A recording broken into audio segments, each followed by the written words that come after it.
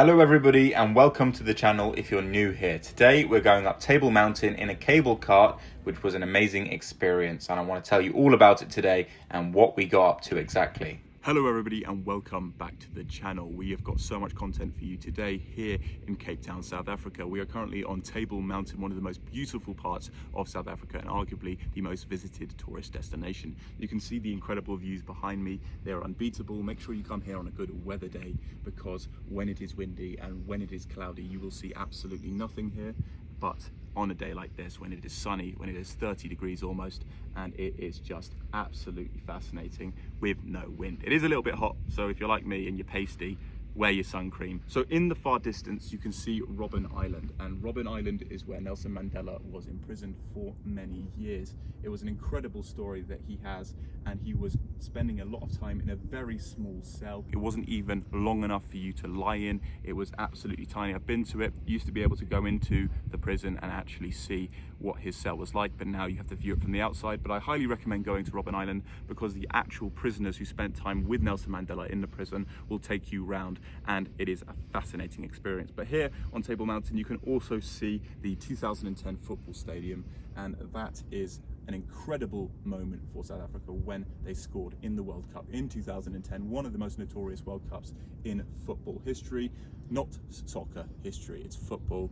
Let's get that right, please, Americans. Anyway, we have the best views behind us, and today we are going to go around this beautiful region here in Cape Town, as it is one of the best views you are ever going to see, and let me show you around. So as you can see, I'm walking here and it's actually flat for 3 kilometers on the top, making it have an extremely distinct shape. The very rocks I stand on are hundreds of millions of years old, and it's just crazy to think about how much this mountain has been through. Also, if you like a cheeky pint like I do, you can get one here at the top of the mountain. There's also designated smoking areas, and there are many things to do here at the top of the mountain, but it is a very, very vast range. And as you can see behind me, you're not having tourists all around you, just, cramming you and not allowing you to move. You basically get the mountain to yourselves. So I highly recommend it if you're with your family. I highly recommend it if you're with your girlfriend, and I highly recommend it if you come with another person. But even if you come by yourself and you're a solo traveler, this is just a fascinating place to get some pictures, to get some videos, even to create content like I'm doing right now. And I gotta say, it's definitely one of the best parts of Cape Town. Right behind me is a massive drop. So if you are walking around, make sure you have the right footwear. Unlike me and my girlfriend, who are wearing sandals and sliders on the top of a mountain. I don't know why we thought that was a good idea, but it is what we did. And yeah, one wrong step and you're plummeting nearly 1,000 meters. So, just be careful with what you're choosing on your feet, and don't be silly like us. I've literally been up this mountain so many times and I've made the same mistake, but I'm gonna grab a beer and that will sort everything out. An interesting thing people don't know about Table Mountain is that it has such a diverse range of plant life, and they actually have more diversity than the entirety of the UK. Essentially, this mountain has more natural biodiversity than the whole of the UK and many parts of the planet. In terms of options of traveling and coming up here onto the mountain, you have 2 options. You can either climb up, or you can either get the cable car up, which is obviously what I did. I was not spending 2.5 hours trekking up this mountain. It isn't the hardest trek in the world, but it definitely is not the easiest. So if you don't trek regularly, I do not recommend it. But if you do like a walk and you're massive into your fitness and you're trekking and you're walking, I highly recommend walking up here. But you can also do the option of basically coming up here in a cable car and walking back down, and vice versa. So there are quite a few options.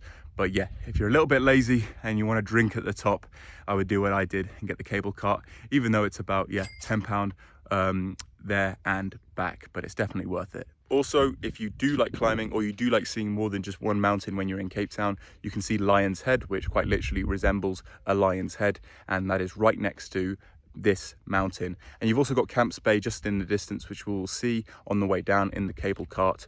But Camps Bay is arguably the best place to go for a beer, to go for a drink, and to see the sunset, which is what me and my girlfriend have done. And it's very, very close to Table Mountain. It's about a 5-minute Uber. Additionally, it's worth noting that the Uber services here in Cape Town are unbelievable. They're not just cheaper and more affordable than most places on earth. They are quick, they are instant, and there are loads of drivers available at all times. So no matter where you are, you're going to get an Uber, and you can get around really easily, especially if you're drinking and not driving. I actually actually recommend getting Uber over renting a car. From this view here, you can clearly see Camps Bay. It is one of the best places to go for a sunset and a drink, but make sure you get in there at least an hour and a half or 2 hours before sunset to get a guaranteed spot. And then here is Clifton Beach, another famous area with amazing properties and an amazing beach. So before you saw the Cape Town side, you could see the CBD, the Central Business District, and behind me you could see Camps Bay and going towards Chapman's Peak Drive. You've also got the Cape of Good Hope very close by, which is where the Atlantic allegedly meets the Indian Ocean, but in reality that is actually not the case. It's further on, but people like to consider it the point where it is the meeting point of the two oceans. It's the point where the Portuguese actually stopped and they put a lot of their ships there before traveling to other parts of the world. They would rest here in Cape Town in South Africa, and they were actually the first people to venture here, and not a lot of people know that. They think it's the Dutch or the British. Also, many people are interested in the great white shark population here. They have actually disappeared because of the killer whale family that has taken them. It's gone for their livers, taken the nutrients from their livers, and you don't get many more great white sharks here. So if you are coming here to see the great white sharks, Cape Town is probably not one of the main areas to do it. There are other areas in South Africa to do it, but swimming here and worrying about the sharks, it's not really a concern anymore. But the beautiful ocean is still here. You can still surf it and you'll have no issues. After the walk, we decided to sit down for a drink. So I changed my drink from a beer to a gin and tonic, but you know, we go with it. We look a bit fruity, but it has less calories. And we're watching the sugar here, but look at this view. Absolutely fascinating. Beautiful, incredible people, incredible service here at the top of the mountain. I highly recommend stopping and getting a drink. It's also very, very affordable. And yeah, I mean, having a pint or having a gin and tonic with this view is hard to beat. And that was it. We came to the end of our little trip at the top of Table Mountain, and we got these incredible views to end it. We got to see the CBD, we got to see Clifton, we got to see Camps Bay, and it was just astonishing with Lion's Head just in front of me there as well. But me and my girlfriend absolutely loved it. It's probably the most recommended thing you could do in Cape Town if you ask the locals or if you ask tourists. Basically, everybody has done this, so I highly recommend you do it if you are a newcomer or somebody that is coming to Cape Town and hasn't done this before. Please like and subscribe and possibly hit post notifications so you never miss a video, as we have so many videos coming out of new countries all of the time. I'll see you next time.